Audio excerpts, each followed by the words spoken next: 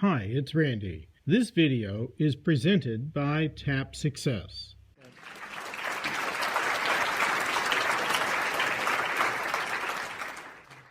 I don't know where to start, so bear with me.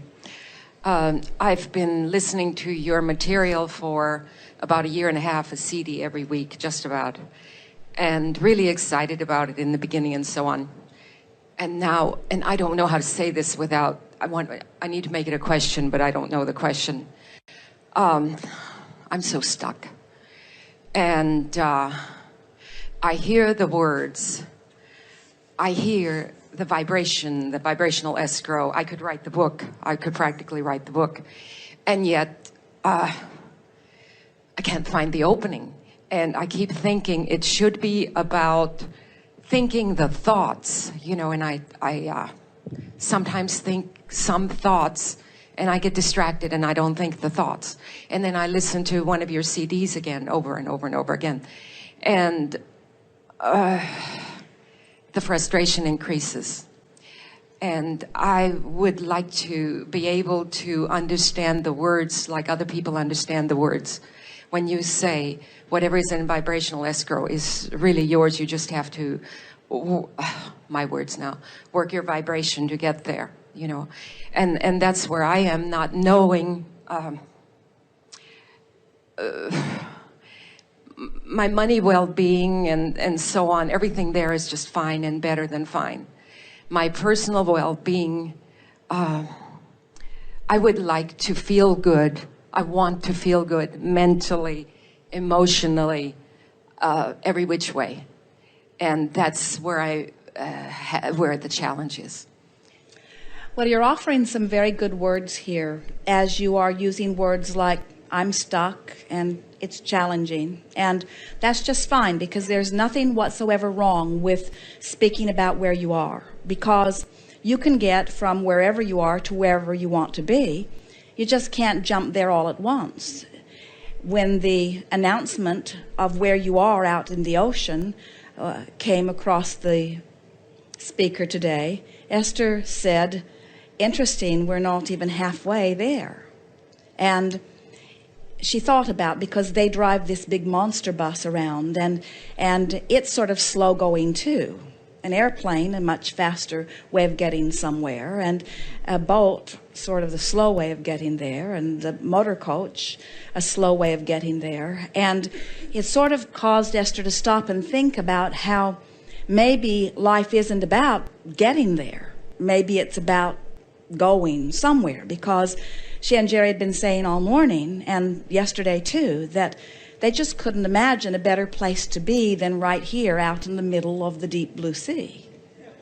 And so, in other words, there are things they're looking forward to, but right now, they're out in the middle of the deep blue sea. And isn't it nice to be out in the middle of the deep blue sea? And so, this is what we were talking about earlier, about making peace with where you are goes a long way in then, and it seems like a funny thing to say, if you make peace with where you are, you'll get to where you want to be faster. Sounds screwy, doesn't it? Well, Abraham, if I make peace with where I am, then won't I not care about getting someplace else? And we say, doesn't work that way, because you've already identified where you want to be. And making peace with where you are just closes that gap more quickly, you see. So, when you say, I'm stuck, you amplify where you are, and you amplify a resistance, and you amplify a slowness of the movement to where you want to be. When you soften that statement just the slightest bit by saying, I'll figure it out, or I have already figured it out relative to money, or it works for me in some ways and better than others, you soften that resistance just a little bit, you see. We, some time ago, changed the name of this gathering from the science of deliberate creation to the art of allowing for exactly someone like you, because we saw you listening to the tapes, studying, learning about vibration, learning about deliberate creation, learning about law of attraction, and we watched you becoming too conscious of every thought that you were thinking. And so now we want to say to you, we're much more interested in your conscious awareness of how you feel than in the thoughts you're thinking. But then your intellect says, but Abraham, I learned from you, I heard it on the CD, that first there's a thought and then there's a feeling response. And we say, that's true. Your emotions are giving you feedback on the combination of thoughts that you are thinking. But what you're wanting to do is reach for feelings in order to choose the thoughts. So here's what we want you to do, and just practice it for a day or two, and we'll visit with you again before we are finished with this cruise. We will leave it to you to make sure that you get in the chair again, but we will talk to you again as we are coming back across the ocean. And here's the thing that we want you to focus upon in the meantime. I want to feel less stuck. I want to feel less stuck. I want to feel a little freer. In other words, we don't want you to say, I'm going to get everything solved on this cruise, although you may. We want you to say, I want to feel less stuck. I want to be out in the middle of the deep blue sea. And I want it to be all right that that's right where I am for now. In other words, that's one of the most magnificent things about being out here with every visual goal out of sight. In other words, it's out of sight. You know where you're going, but you can't see it. And you're all operating on trust that somebody knows where this ship is going. And we don't see any of you, not one of you, in your cabin at night with the maps of the sea and the charts. Esther read the longitude and latitude on the screen and she thought, yeah. In other words, she didn't even ask for a big globe so that she could pinpoint it. In other words, it just doesn't matter because she trusts that somebody's taken care of that. And we want you to understand that, oh, there is a navigational team in the sky that's got your back. In other words, you have launched so much into vibrational escrow and you are in such good hands. And it really is your job to relax and go to dinner and have fun and play bingo. In other words, we're speaking of life-wise. We're not speaking ship-wise. We're talking about anything that you can do that can distract you from the responsibility of your life, because it's that feeling of being responsible to guide myself that's got you all balled up. And when you just relax with an attitude of trust that it's being guided, and I have launched the rockets, and I was source energy before I got here, and my life experience has caused that non-physical part of me to become more, and the calling is there, and I'm listening for the calling. Now, here, you're going to hear the answer to your question now. We think that you will hear it and feel it, and then you'll have some time to practice it before we visit again. Do you intellectually, if not viscerally, do you intellectually get it that your perusal through the data of your life actually causes a launching of desires that the non-physical part of you instantaneously becomes?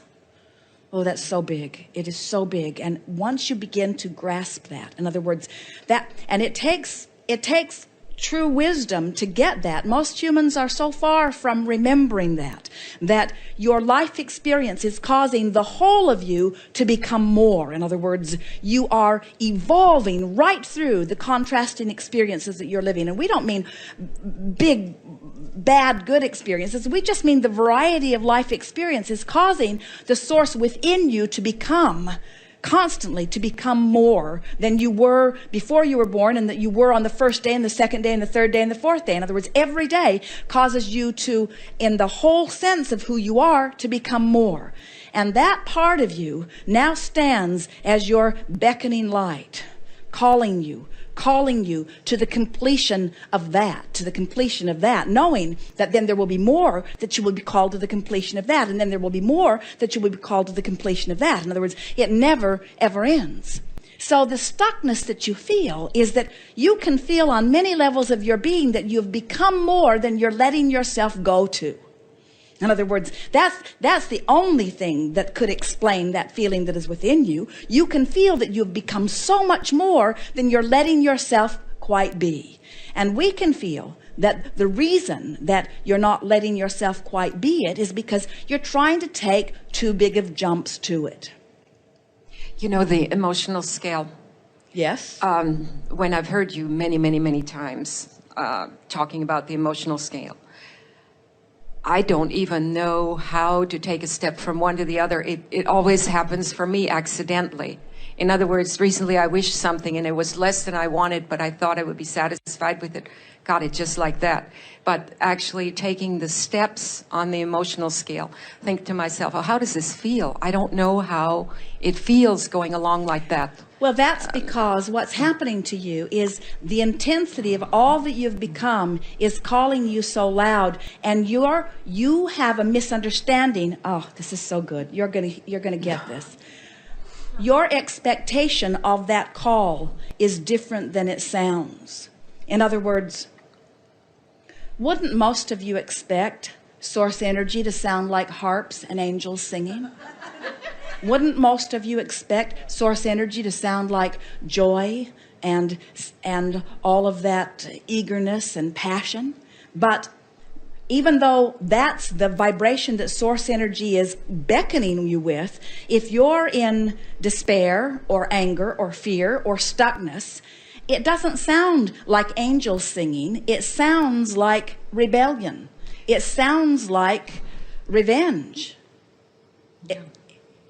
It sounds like an improvement about where you are. And we think that so many of you have a preconceived notion of how you're supposed to feel.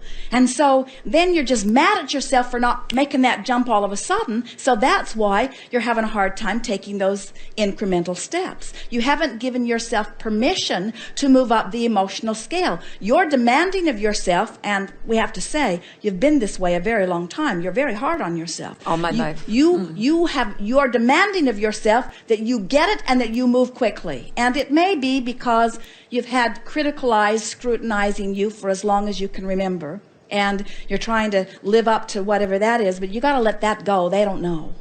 And you've got to just let yourself feel the relief. Esther and Jerry had an experience not too long ago where Esther was stunned to find herself feeling powerless.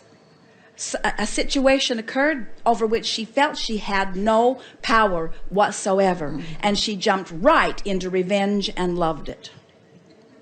Right into revenge. And she said to Jerry, I know this is not a pretty sight, but buzz off, because I feel better here than where I just was.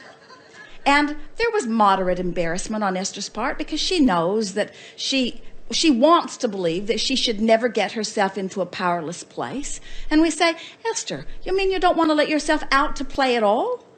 You don't want to be out there mixing it up with others. You don't want to hear what people have to say. You don't want to play in the game of life at all. You just want to move into some safe little corner where you've got everything all figured out, where you can never make a mistake. Is that what you really want?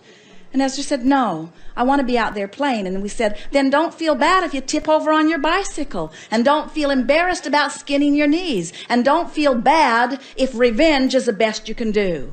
Because if it's an improvement on where you were, then so be it. Have a party in revenge, you see. Thank you so much.